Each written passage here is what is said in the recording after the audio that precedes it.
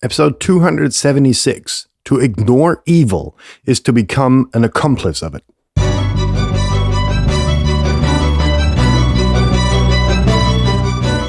You're listening to the very best podcast in the world on health, wealth, and happiness. Please remember to leave a review and share with all your friends and family. And here is your host, Lars Hilser.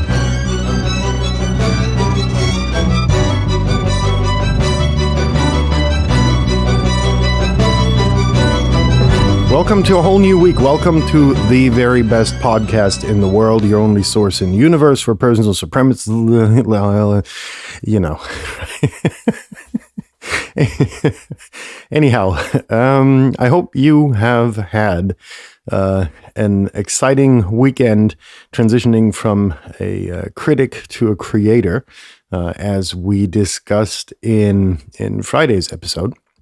I did have a totally interesting weekend with a very interesting, or even more interesting discussion about, evil in a sense, but more on a global level and the transition we're currently experiencing towards this all-over wokeness and everybody needs to be special and so on and so forth. And it was a very interesting discussion, mainly focused around the government developments that are happening in terms of the circumcision, for lack of better terms, of, basic human rights and so on and so forth. And mainly, however, the discussion was about, and this is where it gets interesting, evil and how forces outside of your sphere of influence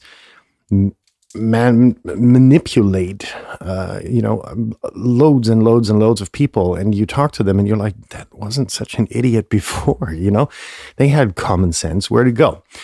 And it was in reference to the, meanwhile, infamous documentary called The Great Hack, which was about the Cambridge Analytica scandal that happened quite a few years ago. And in that documentary, in that great Netflix documentary, they're interviewing a whistleblower. And she makes the point that, that what happened there is all out evil. And so all of the facts are correctly checked and, accurately portrayed in this documentary. What is displayed there is just pure fucking evil. So before we get started with the more or less philosophical aspect of this episode, let's briefly go through our housekeeping. Item number one of which is that sharing is caring, as always, meaning that, share the content of this podcast far and wide. The reason being, that you're preventing wallet rapists from taking advantage of your friends, family, and followers and whatnot. The wallet rapists being those people who portray a similar or slightly different content than in which then is available for free in this podcast, and charge you premiums for it and premiums, and then go ahead and say, look, if you can't pay any more, max out your credit card, because after this episode, you're going to be successful and famous and driving a Lambo or whatever, while they, pull away in their Lambo and or their Bentley and stick you the middle finger because they just, seriously ripped you off and left you hanging out to dry. Item number two, as always, views are my own, yada, yada, blah, don't represent any blah, blah, blah. Item number three, remodeling mode, finally slowing down a bit, but still ongoing. So episodes are going to be a bit shorter, a bit more concise, and live with it.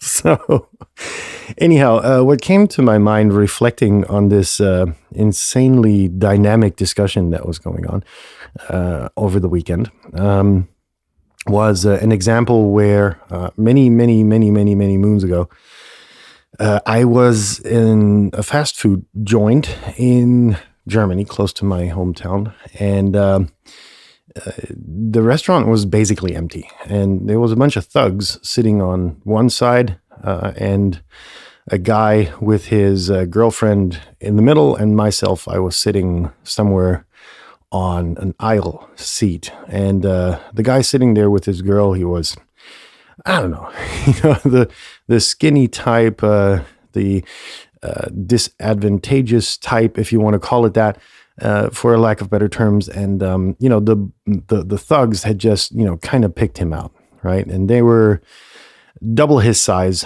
at least I would say 4 to 6 of them. Can't recall exactly. And anyhow, they started teasing him and his girlfriend. And the girlfriend told the guy to just settle down, ignore it, and whatever. And so they started throwing food at him.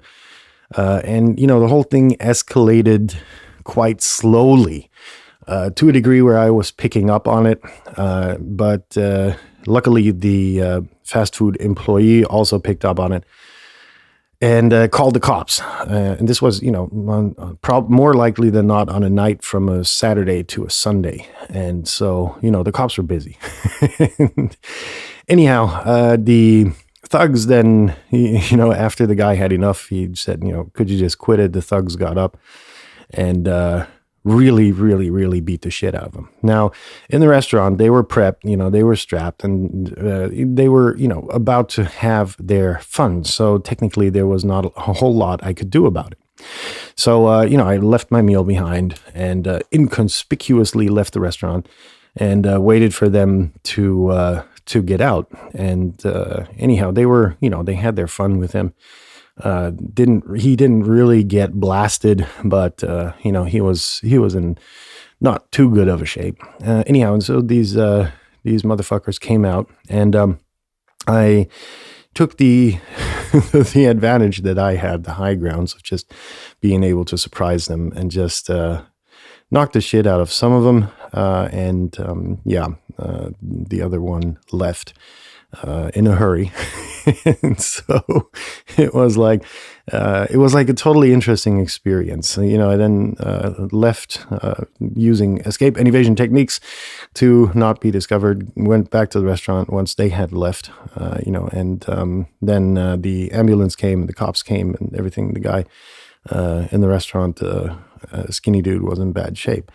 So it's about, can you ignore evil per se, right? Are you a strong personality that says, no, I need justice, and can you reach it? That's the more interesting question. If the whole world, like it is now, is running into a direction that you don't want it to run to, and which is objectively wrong, if people were to get their common sense back and, get their faces out of their asses or their Facebook accounts and, look to the real world. The interesting thing is, can you persuade the masses to go into a more, common sense direction?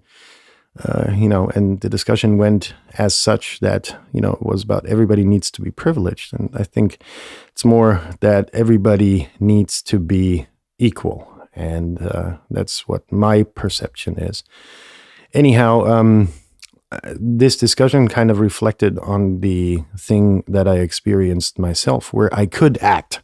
Had I acted in the restaurant, though, I would have been, 1.5 against the other motherfuckers that were just, looking to pick a fight. Could I have been as effective in teaching them a lesson inside the restaurant? No, most likely not. Most likely I would have ended up in the hospital as well because I was outnumbered and outgunned. But getting myself to a position where I had the high grounds, I was able to put them in a disadvantageous position, teach them a lesson, and, luckily, or well, not luckily, but unluckily for people like that, it always takes gushing blood for them to learn their lesson, because otherwise there's too much alcohol involved and everything. But anyhow, karma struck, and I was impersonating karma because karma was busy at the moment. And an interesting thing happened. Reflecting, though, on the discussion that's happening now, I think, we're going through really, really, really interesting times, and to be at a stage where we have all of these liberties and freedoms, and so much blood has been shed in the world to get there. I think that forfeiting that for whatever reason is wrong. And I remain at that position because nobody's been able to convince me otherwise. And that's what I think, you don't need to immediately fight evil. There's always going to be a chance later on to impersonate karma if karma is too busy, and to change the world of at least one person for a long, long, long time. So in that sense, I was able to, convey what I wanted to convey. I think I did. If you have any questions, feedback, or whatever, as always, please email theverybestpodcastintheworld@gmail.com. It is Monday, so, have a nice rest of your Monday. And if you've already had your Monday, you know the drill. Sleep tight, leave your hands above the blanket. Good night. And we'll be in touch tomorrow for a totally new episode. Peace out, folks. Stay safe. Bye-bye.